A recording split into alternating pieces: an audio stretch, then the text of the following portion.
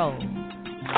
Breaking the yoke of bondage through the power of the Word of God. Join Pastor Jackson and friends as we rightly divide the Word of truth. You can find My Gospel Soul on Facebook, Twitter, but you can also find me, Janice Jackson, on Facebook and Twitter as well. Now, why don't you keep up with us also on the Janice Jackson Ministries website. That's at www.janicejacksonministries.yolasite.com. And remember, with God, all things are possible.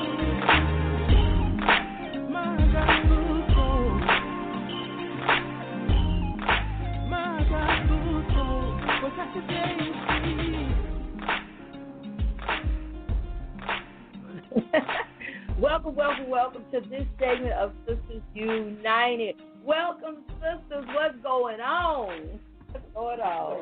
Everything. Everything and nothing. I know that's right. You know, we've been waiting a while to get together and just talk about some things. Right? Yeah. We want to just send a shout out to Tammie Lily. She's not able to make it into the studio today, which is all good. We're going to keep it moving and hope that this show we just go on to her with it. How about that? Go ahead and introduce yourself, Keisha. Let's get into it. I am Keisha Roberson. Glad to be here today. Look forward to every Wednesday getting together with my sisters, but now I can see everybody. Yes. So, pretty good. All right, Rita. Hi, I'm Rita. I am Rita Nelson. It's good to be in the room with everyone this morning. I am the founder of Royalties. It's a Christian-based shirt line, inspirational shirt line, as well as Precious Moments photography and designs. And you can find me on Facebook. It's Rita Nelson. Welcome to the show this morning. All right. Go ahead. Hello, y'all. It's Soultry. Yes, I say it all the time. I am her. She is me. And yes, I am everything. Yeah. You know, I have to love myself. So therefore, I tell y'all to love y'all. Thank y'all for tuning in today. We're going to have some hot topics. And like Keisha said, I'm so glad I'm able to put the face with the name. That's right. Now, one thing I wanted us to do is just, we have been talking about our business, everything that we do. We do a lot. We wear many hats. Yes. You know, now, I heard Rita talking about a topic last week about these men saying that we got attitudes because when Aunt Flo is in town. We definitely, I got something to say on that one right there. Because a lot of y'all men around here running your mouth about these attitudes. I believe that y'all Uncle Herbert come in town every month. You got an attitude every month as well. You know. You know what I'm saying? So don't be tripping, you know, because we're going to get on that today. Now, I want to get on into these topics. Let's start with Keisha. Keisha, what you got for us today? Wait, let's say something to say. Hey, Tammie, what's going on? Hey, Tammie. Hey, how y'all doing? Hey. Wish I could have made it with y'all, but I'll be there next time. Okay. All right, now. Looking forward to that. Yes, ma'am. So our topic, Keisha's about to share our topic. Let's go. I want to talk today about church hurt. Oh, Lord. Church hurt. Come on in the So room. there are so many dynamics of it, but we as believers, okay, we have to watch ourselves. Everybody coming into the church wasn't born and bred in the church. Some people are just stopping in to see what's going on or whatever. So we have to be on our best behavior and meet people where they are. Right. Okay. All too often, somebody new comes into the church and maybe they have on a little bitty short dress. Maybe that's all they have. Okay. Delivery is everything. So would they be more susceptible to changing.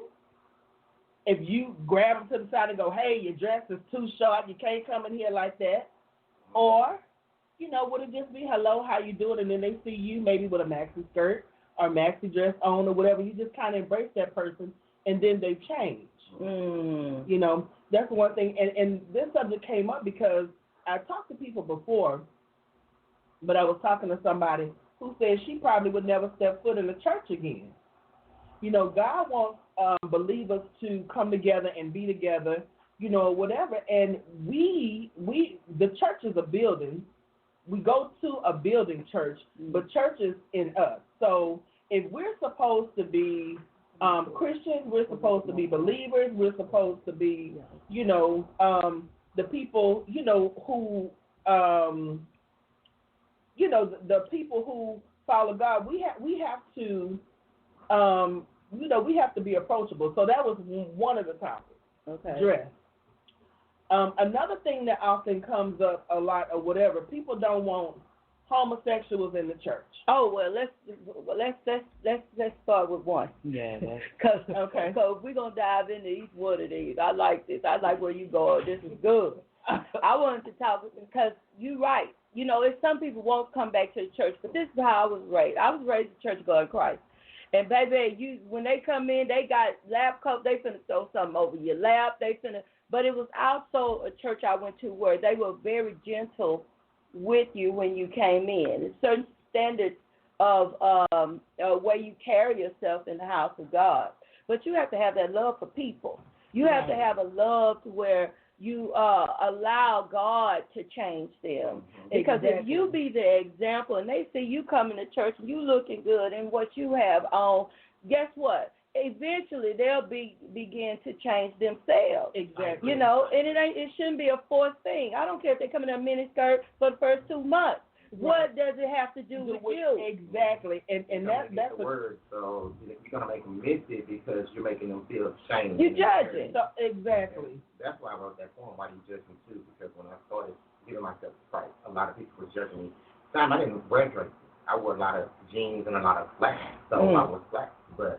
I felt uncomfortable because people would say certain things, and it started to upset me because I was like, really? That's not what I'm coming here for. I'm coming here to hear the word of God and save myself, but y'all making me feel like since you're a saint now, that sinners aren't allowed, and that's not right. Well, I tell you what, I've never seen people standing outside of an emergency room. Come on.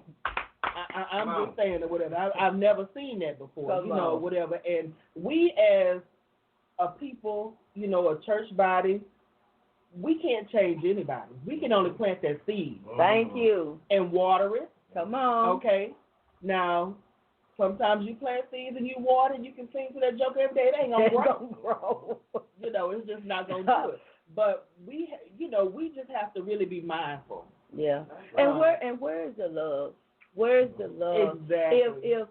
If it seems that the church, if a person can be accepted anywhere, they're supposed to be accepted into the body of Christ. Yeah. And I think a lot of times, and like you said about the emergency room, when you head to the emergency room, you don't care what you have on. You just got to get there. You just got to get there. It's a 911. Exactly. You know what I'm saying? Exactly. And I think a lot of times with church, a lot of the people in the church have forgotten that they used to be. They have forgotten. Exactly. And they think they woke up like that. No, you didn't. Right. I have arrived. Yeah, you haven't arrived nowhere. Yeah, exactly. Because if you had, you already be in heaven. I'm just, you'd already be up there, but you're not. So bring it down. Bring it down. Bring it down. Bring it down. I feel that really bad. I'm just like. All right. What you got to say, Rita? Rita, quiet as a church mouse.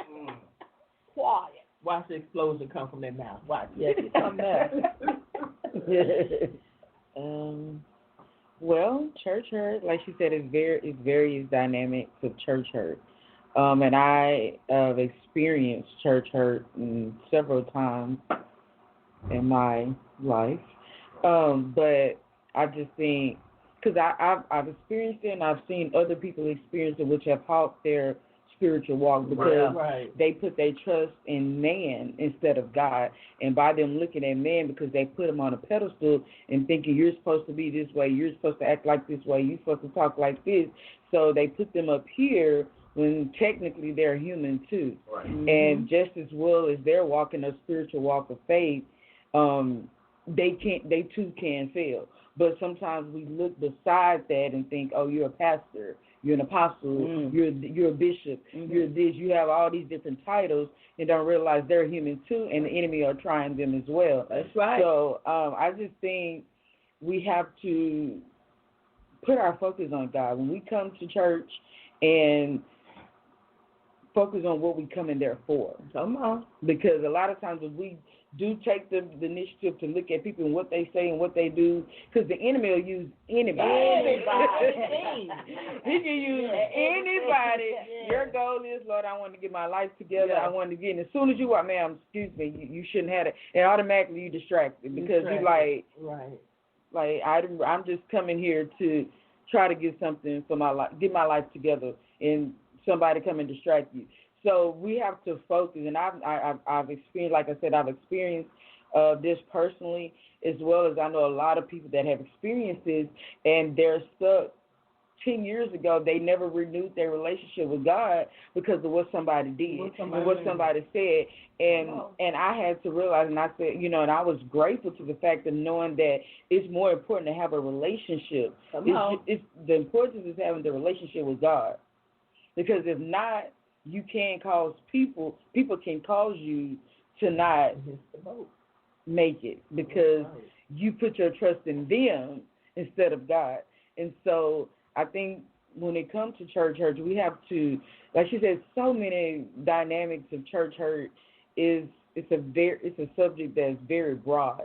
And I just think if we take our eyes off of man and people, who they say they are, and put our eyes on God, we'll be able to walk that straight and narrow path without wavering, because as long as and I'm spiritual, so in the Bible, and it says as long as Peter kept his eyes on Jesus, he was able to walk that water. But as soon as you start paying attention to the distractions and everything else around him, what people did, what people said, how they looked, how they felt, whatever the scenario is, he begins to sink. And that's the whole point of the enemy.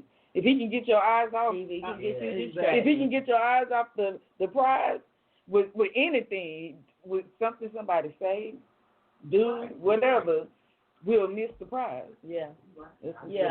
Tammie, do you want to say something on it?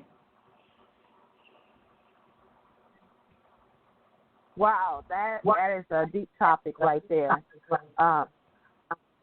And I was thinking about that when you mentioned it, and I was listening to some of the other ladies, and I think the point about us putting the pastor, the deacon, and all these other people up on a pedestal, I think that's a very, very good point, because a lot of times when people do things, we have a tendency to say, well, you're not supposed to do that because you're this. You're not supposed to do this because you're that. I think if we allow ourselves to be human and recognize the fact that we all have faults and we all have fell short of the glory of God, then we will start to become more mindful and more loving toward people. But at the same, on the flip side of that, a lot of people have a tendency to think that I'm judging somebody because I point out their imperfections. With love, mind you. When you say things to somebody and you're trying to correct them, you have to go to God and say, you know what, I see this lady right here, or I see this man right here, or I see these people up in church. And, Lord, I know they're wrong because I know my word, but I know, I'm not perfect as well. So I want to help them, and you have to do it in love.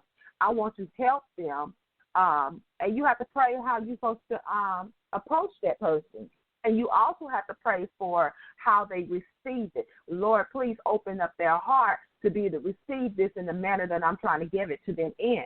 I'm trying to give it to them in love. But if you're looking at them and you're looking at them all stank-like, then you probably need to leave that person alone and let that person be and let somebody else handle that situation. Her coming in with skirt way up to her behind, or she coming in with her girls out and so forth. But I just think sometimes we get into that old timing thing, and we try to, all times, all situations is not fitting for that particular time. Times change, situations change over time.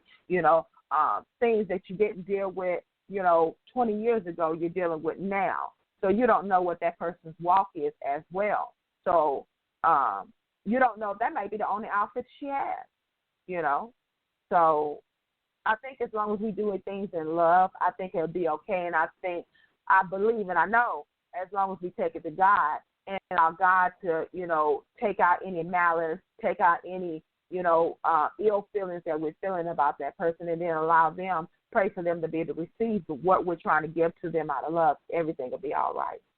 But no, nobody has the right to look down on somebody because of the way that they dress or what you think about them. Oh, I know they used to do this. But that's why they're in church. They're obviously looking for something. They're seeking something, and we don't have the right to them over the head for what they have on and what they have done in the past. That's right. You know what? And another point too. I think that once you pray for forgiveness, all of us are ex something. Yes, come on. Ex something. And I feel like once you ask God to forgive you, you forgive yourself. You have to forgive yourself because a lot of the times we get in our own way and we will not let our past go. Okay, so once you ask God to forgive you, you've changed your way, you've forgiven yourself, so what? My pastor always says, he talks about this person that said, came in here and said, oh, I know something about you. Mm-hmm. He said, I know, he said, what he said was hell. I know a lot about me. Exactly. Whatever. And I know something about you too. Mm-hmm. So now what? Now what? Now what? Or whatever. You can't allow your past to hold you hostage. Yeah. One thing I wanted to share too, because we always are so hard on the women about what they wear and how they carry themselves and all of that. But I'm one of them people. I like both sides, and I'm gonna talk about both sides of it. Okay. Because some of these men come to church with their pants too tight. You understand me? Yeah. We like to talk about the women having everything hanging out, pouring out, and all this. Some of them got their shirt all open, and you can see everything. All I'm saying is we need to stop the madness, because we have made church about a natural acceptance, instead of the spiritual thing. Mm-hmm. And we have turned it into a fashion show. We've turned it into all kinds of stuff. You go in each church and you'll know what that church is about. Some churches are family churches. If you ain't a part of the family, they really don't see you. Some churches are clicked all up. It's a lot, like she said, it's a lot of different things that's happening within the church that could cause people to want to turn away from the building. Right. But once we learn that the church, that we are the church. Exactly. And the church comes in so many different. If God wanted us all the same, we'd all be the same. If he wanted, come on. We got some fashionistas in the body of Christ. We got some singers, some dancers, some rappers. We got all kinds of stuff in the body of Christ. Yeah. And that's what makes us so amazing. Exactly. And that's what makes us authentic. Amen. So if we can learn, first of all, like I said, to forgive ourselves, love ourselves, because there's a lot of times when new people come into church, we see ourselves in them. And they come in with confidence. And we can't deal with their confidence. We can't deal with their freedom. We can't deal with their personality because we're dealing with some other stuff that's going on with us. So we begin to reject them. We may think it's us telling them the correct way to go, but we are rejecting them. Yeah. We are rejecting them. And I used to say, Lord, give me a way to say what I need to say to them. And the Lord told me that is not your business. That's my business. He used to tell me, I'm serious, because I came up in old school traditional stuff, and we used to say that God will give me a way to say it to her. But God say, she's my business. That's my child. I need you to hug her. I need you to love on her. I need you to accept her exactly what she is. Because when you came to me, you did not have it all together. You was a hot, funky, moving mess. And guess what? I still used you. I still spoke through you. I still fed the homeless through you. Yeah. So we need to understand what's God's business and what's our business. Yeah. And our business is to love everybody that comes through that door. I don't care what they look like, or what they wearing or whatever. You know what I'm saying? Now, when they like we were talking about relationship, once they come in the knowledge of Christ and begin to, things gonna fall off anyway. Exactly. We need to learn how to protect one another. And sister girl, did you see what she had on? You need to be the one to say, look what you got on. Sit down somewhere. Exactly. I'm serious. Exactly. We don't protect each other. We're not faithful to each other. We're not loyal to each other. You get what I'm saying? So we need to, if we want things to change, be the change. Amen. We have to be the change. Yeah. Mm-hmm. And then wouldn't it be so sad that if you've done all of this stuff, you fed the homeless, you've done all of this stuff you feel like you should have done. Scripture. Okay? All this stuff you feel like you should have done. Okay? You was at the mission, okay?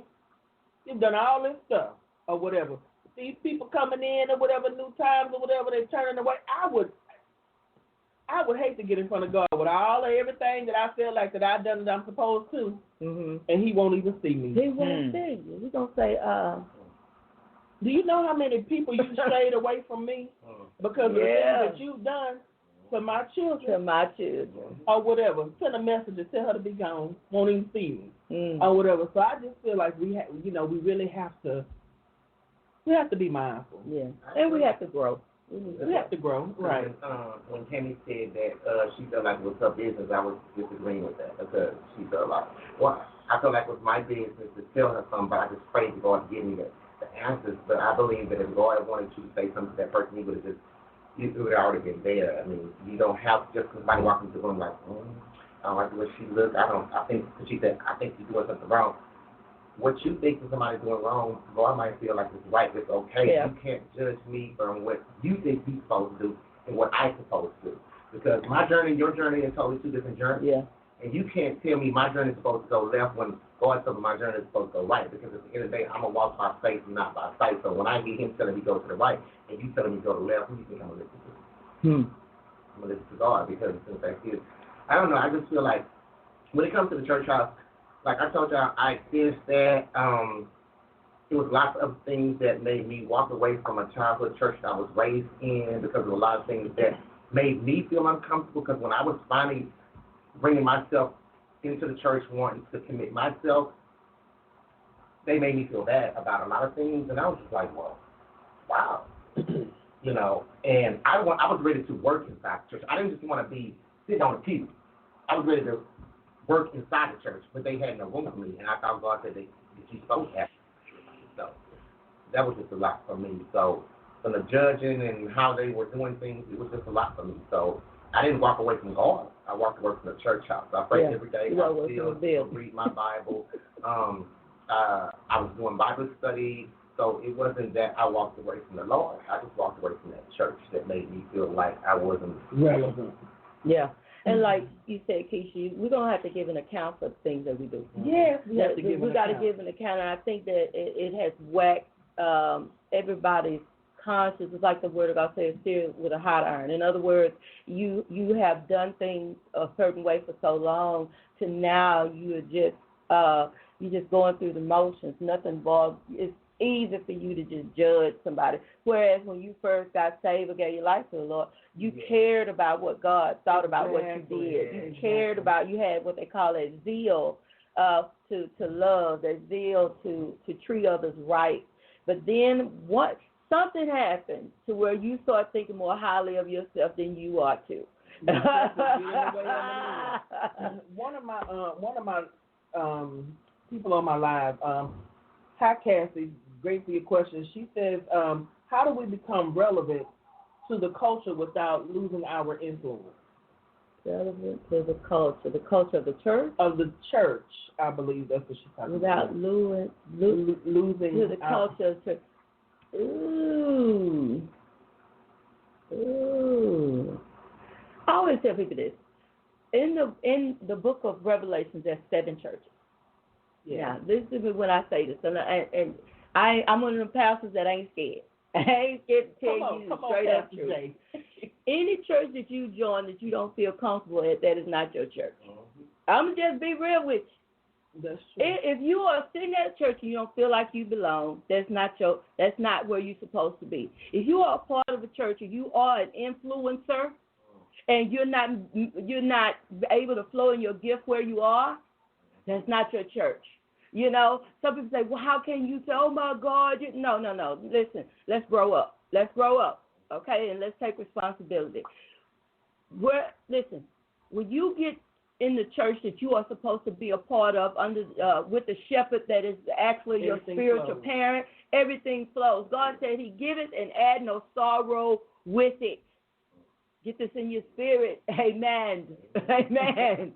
Stop trying to fit, because sometimes we join places and we want to force fit ourselves in places that we do not belong. It's okay to walk away. I like how Soultry said that. Listen, I still pray. Because it's just like marriage. Don't be marrying folk just because they say marry me. If the man don't fit, you must quit. If the church don't fit, you must quit. Go on it's okay. And we got to learn to help each other understand it's okay to walk away from that. Because like you said, you don't want to wake up one day. Yeah. You get what I'm saying? Or be hoping that God will see you and he say, I don't even know you. You get what I'm saying? Get somewhere, pray, seek God till God puts you in a place where all of your gifts can flow. You want to be relevant? You got to be at the right place to be relevant. Because I'm going to tell y'all something. I'm one of them people that I done been a part of traditional churches, and they couldn't deal with me. You know, I've been a Jezebel and everything else, but it just wasn't the church I was supposed to be a part of. So I had to go, you get what I'm saying? And then, you get what I'm saying? Because you're not a part of that. That's not what they're doing. That's right. That's not where you're supposed to be. You got to be willing and have courage to move. And some of us are in grandma's salvation and mama's salvation. We've been a part of this church for the longest. Slapback Baptist church for all of my life. I'm going to live it and I'm going to die with it. Well, guess what? You might get up there and he say, who are you? You know, got to be willing to walk away. You got to be willing to get where God wants you at so that you can make the greatest impact before he call you home. That's right. All of it. The end. Okay, Cassie. There you go. Yeah. I ain't scared to tell you, baby, move on. Get somewhere where you know you can be useful. Amen. Okay. Next topic. Where we going? I know Keisha got a part 2. Keisha, what's the part 2? No, I was just saying, talking. No, that's fine right there. I was just gonna go into different kind of church. If you want me to talk about homosexuality in the church, I'll talk about it. Well, okay, well let's just go there. Okay, that's fine. Go ahead. No, you want me to say something? Go right ahead. Because I'm going to help some of y'all out there. Y'all rejecting people coming in the church that's a homosexual. Let me tell you something. Some of y'all liars and you still go to church. Some of y'all are fornicators and you still go to church. Some of y'all are cheating on your wife right now and you still are opening the doors of the church and praying everybody in. I just want to help you today. Sin is sin. And if you reject somebody because they live in a homosexual lifestyle, then guess what? You need to walk out the door, the same door you sent them out of. Because guess what? God he cleaning you up and he can clean them up too. So you leave them alone and let them come to the house of God, because that's where they're supposed to be, at the hospital. Judge, you want to be judged. I mean, your house is not, my house is like a glass house. Everybody in this room, house is glass. Okay. Everybody come on, I ain't picking up no rock. I ain't picking up no rock. So when you I got to clean up. You sure best to believe I'm going to throw a rock and shout at you. Do not try to come for me and judge me like on anything, because that's a big problem for me. Because I feel like we as people, we make people feel low. Oh, we make them feel so low. Feel low, like what you're doing or where you're going is nothing. How do you tell me what I'm doing is not the way? Just my thing is, that's your way. How many people are you passing on your way if they feel like? You never know. Let me tell you something, okay? I clubbed for many years, okay? My friends want me to go to the club, okay? I was in a club one time. Now, I guess I'm just old because the music be too loud and it's just, a whole bunch of other things or whatever. I don't fit, whatever. I was in a club one time.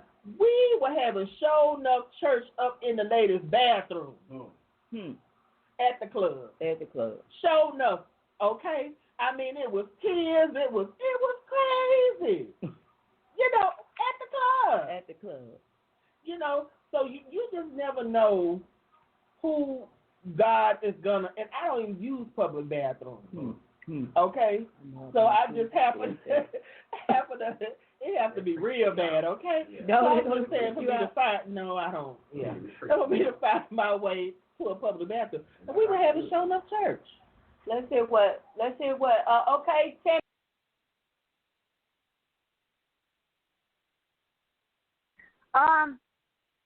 As far as I'm concerned with homosexuality in the church, it's not nothing new. It's not nothing brand new that it's been happening and so forth. And I don't have a problem with a person that the way that they live, because my thing is you're in charge of your own salvation and I'm in charge of my own salvation. So how you live is no problem with me, but I've always been a type of person that I don't say anything about what a person does as far as that's concerned. Just don't ask me no questions. If you ask me some questions, then you'll get an earful. I was at a particular event, and it was a Facebook community event because I have I'm admins over a few groups, so somebody invited me to this particular group, and we would have these events to help out with growth of the group, their groups, and so forth, because Facebook is really into the groups. And the young man, when I first walked in, I immediately knew who he was. I seen a judge. I'm not harsh, and I don't mistreat people by the decisions that they make. I went and sat at the man's table, smiled at him, said, "Hey, how you doing?" I spoke to everybody in the same manner that I would speak to anybody else, as if I would be walking into church and speaking to somebody. And I don't know. I don't know if you've seen it on me or I seen it on him completely. And I had went to hand out a card, and on the back of my card, it had my bio on it. And it said that I was a pastor's wife. So immediately he looked at me and he said, "You in the Baptist church? Let me ask you a question. What do you think about homosexuality being a choice? Or being not a choice? Some people feel like you're born that way. This is how you're born, so you should live the way that you're born." And I looked, and I took a big old swallow, and I looked around. I'm like, why the world did he put me in this conversation? And I just didn't care to be in the conversation with him. I just want to enjoy the event. Let's talk, let's network, and so forth. Your sexuality has nothing to do with me. And my sexuality has nothing to do with you. And he didn't like what I said.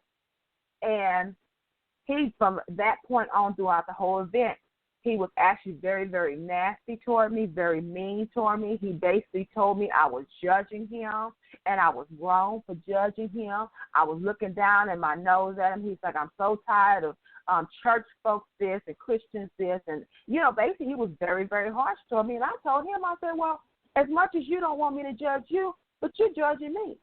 I haven't said anything to you about what you do, but I seen it." Like, that's why I told him straight up. When I walked in, I seen the spirit on you. I seen that spirit of homosexuality, and that's what I call it. And that's what I feel. And I stand firm on how I feel about homosexuality. It's a spirit. And I look at it as a demonic spirit. If a person, you got people that just gossip about people, and that's a spirit on you, that you need to get up off you. I believe that every single sin has a designated demon that purposely keeps some things going in those people, and he knows when people are prone to homosexuality. They know when people are prone to drug abuse. They're prone to alcoholism, not the drinking of the alcohol, the alcoholism. When they're prone to these certain things that destroy their life. He tells us be a sober mind, in his word. So with that being said, I don't have a problem with a person that decides to live that lifestyle, because it has nothing to do with me. On that day of judgment, that's going to be between him and God. And like I told him, I said, I don't know if I'm going to make it in heaven. I believe that I will, but who's to say that I will make it into heaven and you won't? Well, I would like to say something. okay, go ahead. Okay, I understand what Tammie's saying, but I love science. I love biology, chemistry, and to be honest, yes, you can be born gay. You know how? Because sometimes we don't get too much testosterone, and we get too much estrogen. Yeah, okay. But going back, you have to ask yourself, if this person really, we don't want to believe that they were born that way because we feel like God made it like this. How do you know what he made people like what?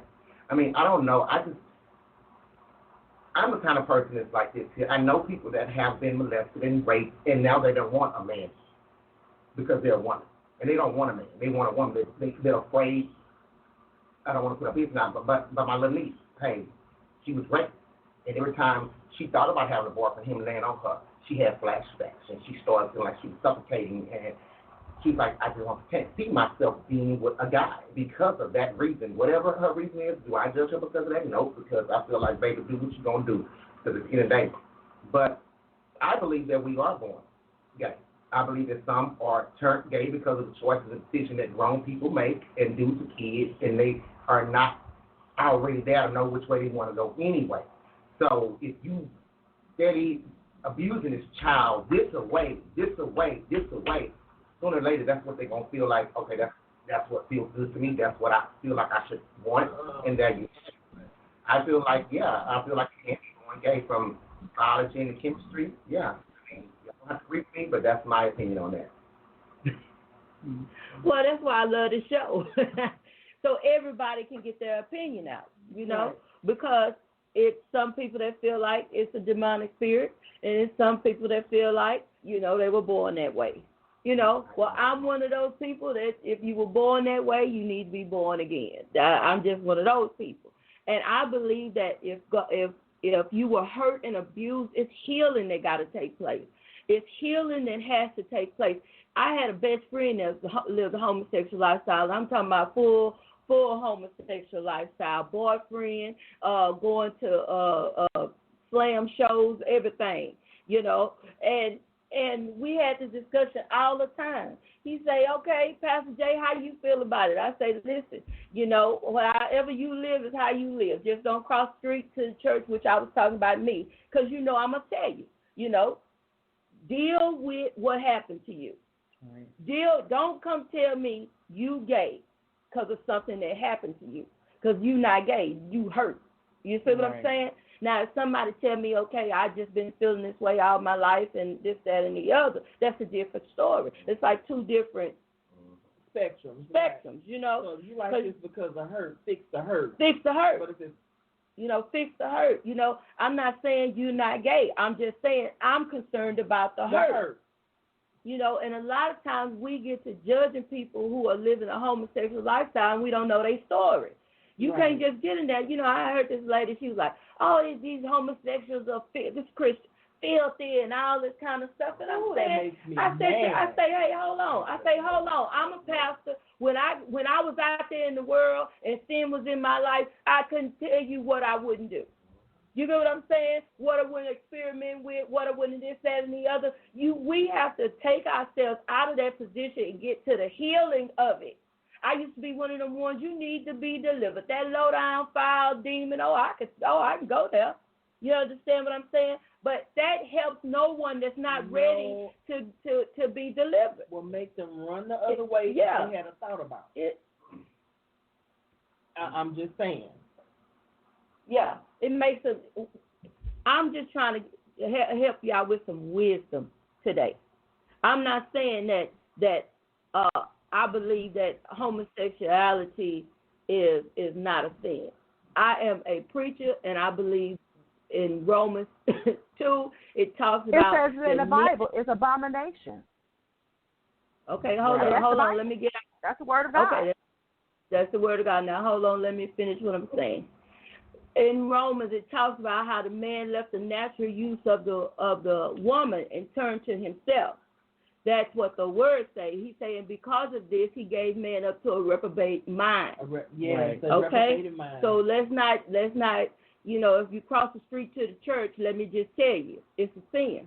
Right. It's not a lifestyle that God approves of. I just, he just don't. But I'm not saying that a person ain't gay. Get what I'm saying? I'm just saying you need to be born again. But we need to get to the root of the problem. Like Love Jones is talking about. It's folks that's been raped, it's folks that's been violated, it's folks that's been, and they own a past. They in a pattern. They own a past. You get what I'm saying? I done heard some stories from folks living a homosexual lifestyle that would turn your stomach.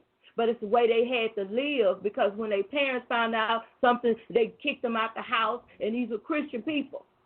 We don't know how to help people heal. We so busy trying to say, it's a demon, get it out of. And Tammie, I agree with you about this, about demonic spirits. Don't get me wrong. But what I'm saying is we got to use wisdom. He say, by love and kindness have I drawn thee. We got to use wisdom to help people get to where they need to be. I can't just jump up, and we got to use wisdom and learn to love people. We got to love people to life. We really do. You got to love them to life. You can't. Because I'm telling you, I cried at night dealing with my best friend. He's gone on to glory now, but I cried nights, and it was the love I showed him that gave me the opportunity to win his soul to the kingdom before he left here. He died of full-blown AIDS. You understand what I'm saying? But God had to teach me compassion. He had to teach me how to speak out of love and not judge. I wouldn't have got to win his soul. I wouldn't have, because my ultimate goal is not to be right, but for you to make it to heaven. That's my ultimate goal as a child of God. So I do understand where you're coming from, Tammie, but at the same time, just like we got a passion to call homosexuality out, we need to have a passion to call these liars out, these backbiters, these fornicators, these, we got to have whoremongers, all of this, adulterers and all this stuff. Sin, the wages of sin is death, but the gift of God is eternal life. I'm just saying, I have a, y'all just excuse me. I'm for real. Yeah. I want to chime on in. I just want to say, I'm, as a Bible believer, and a believer in God, he does say he made male and female. Yeah. There was no gray area, you either black or white. Now, I do believe that people do have these scenarios where life happens and it causes them to be in certain ways. But me personally, as a Bible believer and a believer, like I said, I don't believe God don't make no mistake. None. I mean, he's our creator. He said, I make male and female. And like I said, I don't, people do have their scenarios and things have happened in their life that cause them to be certain ways. But as Ms. Tammie was saying, we have to, it's a spirit. And a lot of times we don't confront the issue. Like nowadays they saying, oh, my child is open to choosing what they want to be as a gender. And that right there kind of fired me up, because I'm like, this is a child. If God created you as a woman, when it comes to our private areas, you either have this, you either have that. It's no in between, because even if a woman chose to be, that's another subject. That's in the same bag. But you got some that got both, but only one of them works. Only one of them works. Is it? Only one that works? That's. Well, see, we ain't gonna get that, G. Go ahead. Yeah. That's another level of. What is Sisters United stuff today? But definitely, like she's saying, and we have to deal with, if it's a scenario. Well, my. But I mean, grow, honey. That's how you grow. You want to know? You better ask some questions. Go ahead. I'm sorry. Go ahead. Well, yeah. That's another level. But But I just think that, like she's saying, as when you cross the street to the church and being as a believer, our job is to restore. Our job is to help this person heal. Our job is to help get to the root of the matter. And she's saying, like in the Bible, it tells us we must be born again. We can't be of our old ways and the things that we have to surrender our will to God, and so that he can heal the hurt that's in us, so he can heal the childhood abuse, so he can heal those things that's causing us to be away from his will. Because when we're born into this world, we're innocent. Yeah, we're innocent. Now things attach itself to us as we grow. Talk about it. As things are taught to us, we are taught our ABCs. I don't know no baby that came in the world that just knew their ABCs and they 1, 2, 3 and their colors. We're taught things, just like we're taught racism. We're taught homosexuality. I don't believe a child coming to this world is a boy feeling like they're a girl. I mean, you're a boy. Now, some parents allow their children to feel certain ways, but we got to realize nobody can allow you to feel. You feel what you feel. I don't know, like, and I'm sorry to cut you off, but they say that by the time a child is 3 years old. Yeah, they say that, yeah. Okay, they have feelings about the opposite sex. And it's funny because with my daughter, a little bitty thing in nursery school, it was this little boy named Corey. Corey loved my baby. Corey would be about to jump out the window to get to the door, to ring the doorbell to open it for Jessica. Okay? Corey would take Jessica's bags and take Jessica's stuff, put it in her cubby, pull out the seat for Jessica. He trying to push it. I'm serious. I stood in the office and I'm looking at this. Corey didn't do that for any of those other girls at the daycare. Corey, it was something about Jessica. So with that being said, and then when Corey, one day Jessica was in a bad mood, and Corey went to do something and Jessica snatched away from him. Corey said, him don't want me to touch him. He don't even know if to say is she a girl or a boy. But Corey, or whatever. So children kind of know, and I'm into sciences and stuff like that. And it's not something that you allow. You don't allow a person. You don't give people the acceptance to feel. They feel what they feel. Right. You know what I'm saying? So, well, let me clarify. So, just like you just mentioned that Corey was like him, he really didn't even know if it was a girl or a boy. Right. See, that's what I'm saying. At that age, you don't know. See, we have to, this is just my personal belief, we have to be able to train. Our job as parents is to train our children. Because even when, like I said, I use the Bible as a guide. He said, train up a child in the way they should go, not in the way they feel, not in the way that they think they should go, because a child doesn't know. Right. Now, I think it's a parent's job to say, okay, because it's just like when kids are, the boys, they just, any toy look just fabulous to a kid, but you'd be like, no, that's a boy toy or that's a girl toy. If your son picking up a doll, you're like, okay, that's not really what I want you to play with dolls together. And my daughter has me and my brother played with dolls together. We played with dolls together. My mama never took a doll from him. My son has a whole wife. He's never, he's never, like desired or turned to, a man or wanted a man or, anything like that. So I don't think that playing with dolls, we make those things a big deal a lot of the time, and then have a child to be curious about as to the doll is a toy to a boy.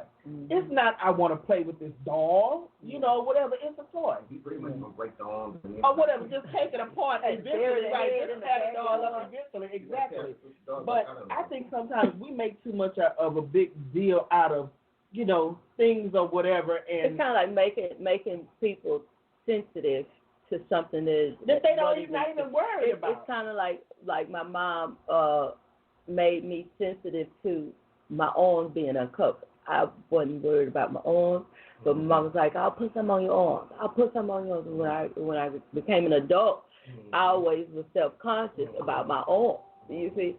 But I just you know, if we're going to be spiritual, on the spiritual aspect. Well, I mean, the word of God says. I'm training the child as there she go. But my thing is, what if I'm training? I feel like I'm training in the right way. Yeah. I feel like you training yours in the right way, but they still do what they want to do. Right. You know, I mean, does that mean that you didn't train your child? Right. You didn't fail. Exactly. You know, so I don't know. That's not. I don't think she's saying that. I don't think y'all, let me tell you, I'm in elementary on the church, so y'all want to give me up there because I'm learning still. You know. I mean, we are right. I mean, we all disagree to agree, but you know. Yeah, that's why these conversations are important. I'm not disagreeing with you. I'm just asking questions. Right. She wants to know. I need you to elaborate so maybe I can understand. Okay, well maybe so. You know. That's me. I'm like, when I hear something, I'm like, I just feel like we have to be the best example. Yeah. That we know how to be on whatever level that we're on or whatever. And whatever a child grow up to be and the decision they make to be when they become adults is not your fault whether it's good or bad. Right. They're gonna because I'm grown. I mean, it does. It makes you feel a certain way. But the truth of it is, people gonna make their decisions. They're gonna make their decisions, but you know it's a consequence to every action. It's a good consequence or a bad consequence. You know, everybody. God has set an order for everybody's life. That's the way I feel about it. You still got Tammie on the line. Tammie, you want to say something? This is good. It is wonderful. Yes. Yeah. Tammie? You there? Yeah.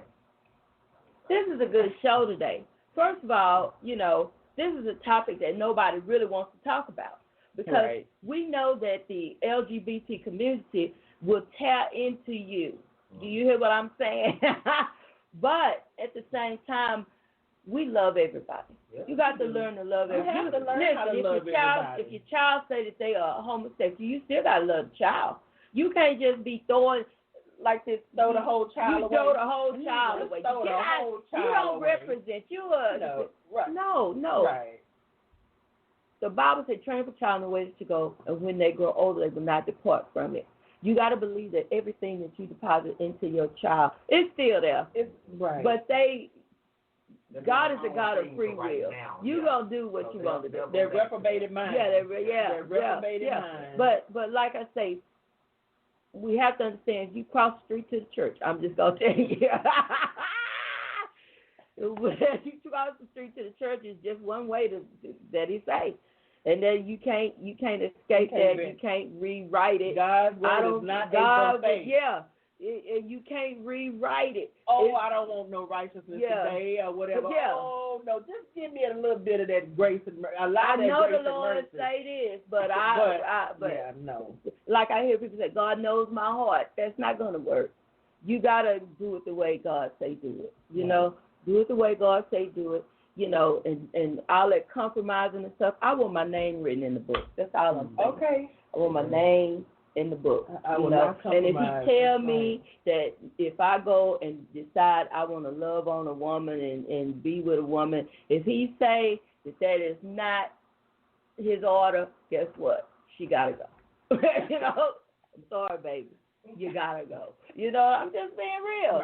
Let's just be real about it, you know. And then I need God to help me because Donnie McClurkin, when he walked away from that lifestyle, the women of the church had to teach him, you know, hey, that's how we do things. This is how men do things. You see what I'm saying? He said that. That was his testimony. He said when he came out of homosexuality, God delivered him. He got delivered. Amen. But it was a process because he had to learn manly manual. He had to. And a lot of folks went up. And came against him. But they are. But you know, he said for his personal walk with God, he said he got delivered. He said he ain't talking to nobody. He's talking about him.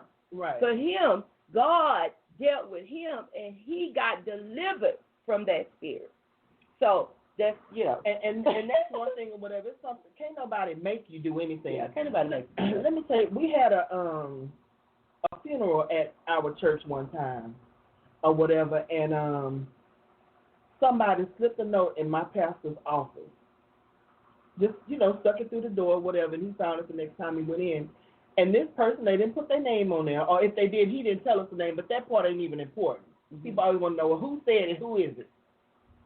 Slipped him a note and said that he was a homosexual, and he didn't want to feel that way no more, and he wanted the church to pray for him. Wow. That's the kind of thing or whatever. It's something that you can't beat a person over their head to make them do nothing. You can't beat them over their head to make them come out of anything. Yeah.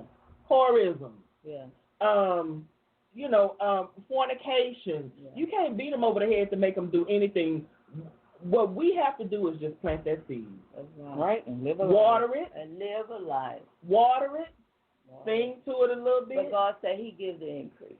God gives the increase. That's exactly, or whatever. And that's it. And by you doing what it is that you should do as a child of God, Right. or whatever, will promote, help that person get to a position or whatever so that God can give that increase. God can give that increase.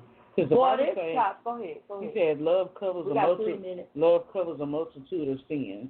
So we got to realize, he said, by love have I drawn all men. Come on. So when we walk in the spirit of love, we can, just like you said, it's our job to plant a seed. Right. And it's our job to pray for you. It's our job to support you, whatever, that you need in the body of Christ to restore you. Yes. Because a lot of times, like you said, when we come to the church, people have been, used and abused and spit out and torn out by the world. They coming to get some help. They coming for restoration. They coming for healing. And our job is to restore them. Restore. Come on. The Bible said we should restore such a one with all meekness.